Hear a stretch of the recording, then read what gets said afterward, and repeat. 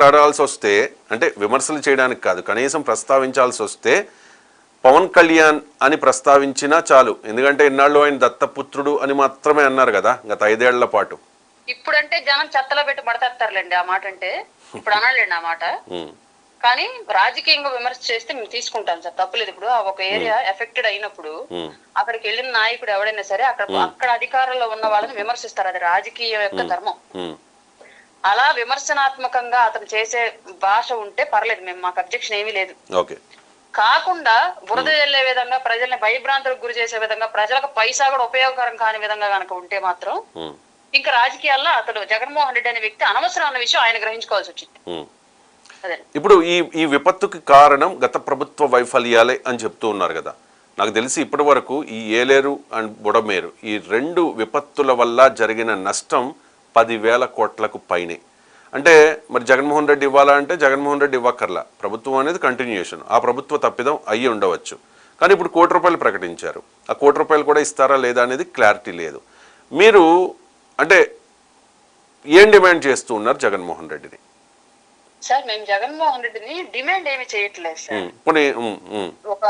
ఇంతకు ముందు అతను ముఖ్యమంత్రి అయ్యాడు అంటే ఈ రాష్ట్ర ప్రజలు పెట్టిన భిక్ష. వాళ్ళ నాన్న హైదరాబాద్ లో నాకు ఉన్న ఇల్లు కూడా అమ్ముకొని నేను రాజకీయాల్లో వచ్చాను అని చెప్పేసి ఎలక్షన్ అఫిడవిట్ లో మొట్టమొదటిగా నమోదు పరిచాడు. అతని దగ్గర ఉన్నటువంటి ఆస్తి 57 లక్షలు అని. అట్లాంటి రాజశేఖర్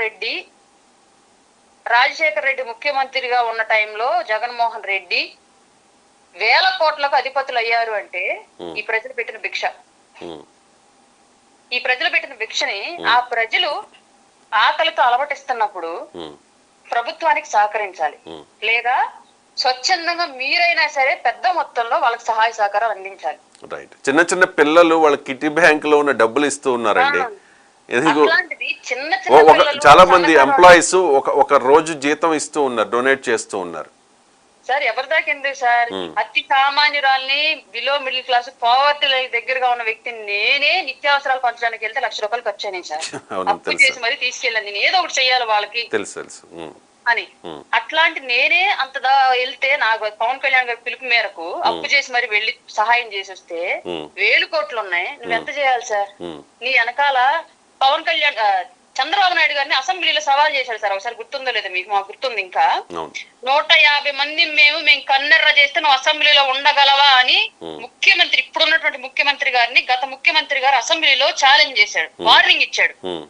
ఇవాళ అదే జగన్మోహన్ రెడ్డిని అడుగుతున్నాను, ఆ రోజు చిటికేసిన 150 మంది ఈ రోజు చిటికేసి వరద బాధితులను ఆదుకోగలరా? ఆ రోజు ప్రజల సొమ్ము తిని మీరు అసెంబ్లీలో కూర్చొని నిద్రలో పోయిన మీ నాయకత్వం అంతా ఇవాళ నిద్రపోవడానికి కూడా కడుపులో పేగులు ఆకలితో అలమటిస్తూ ఉంటే కంటి మీద కునుకు లేకుండా బాధపడుతున్నటువంటి బెజవాడ వాసుల్ని మీ 151 మంది ఆదుకోగలరా?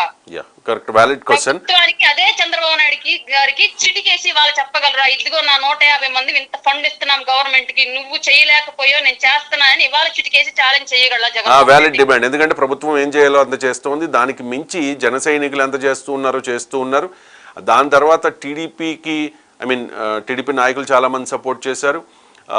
కూటమి రావాలి, ఆంధ్రప్రదేశ్లో ఈ జగన్ అనే నియంత పోవాలి అని కోరుకున్న వాళ్ళందరూ కూడా ఇప్పుడు వరద బాధితులకు బాసటగా నిలుస్తూ ఉన్నారు. మీరు చెప్పింది కరెక్ట్ పాయింట్. 175 మంది మేము సింగిల్గా పోటీ చేస్తున్నాం అని చెప్పి ఓపెన్గా మాట్లాడుకోవాలంటే ఒక్కొక్క నియోజకవర్గంలో 25 నుంచి 50 కోట్లు కదా. ఇప్పుడు ఆ పోటీ చేసిన వాళ్ళు ఎమ్మెల్సీలు, రాజ్యసభ సభ్యులు, ఇంక్లూడింగ్ జగన్మోహన్ రెడ్డి, వీళ్ళంతా కలిసి కూర్చున్నా జస్ట్ వాళ్ళు ఇవ్వాలి అనుకుంటే ఒక ₹100 కోట్ల ఇవ్వడం అనేది చాలా చిన్న విషయం వాళ్ళకి. కానీ కోటి ప్రకటించారా? కోటి కూడా ఇవ్వట్లా. ఇప్పుడు నేను ఒకటే అడుగుతున్నాను జగన్మోహన్ రెడ్డి గారు, ఆ రోజు అసెంబ్లీలో చంద్రబాబు నాయుడు గారిని చూసి చిటికేసిన నువ్వు నీ 150 మంది ఈ రోజు చిటికేయండి బెజవాడ నాది కూడా అంటున్నాను. ఈ రోజు కూడా చంద్రబాబు నాయుడు గారికి చిటికేయమని చెప్పండి జగన్మోహన్ రెడ్డిని. కానీ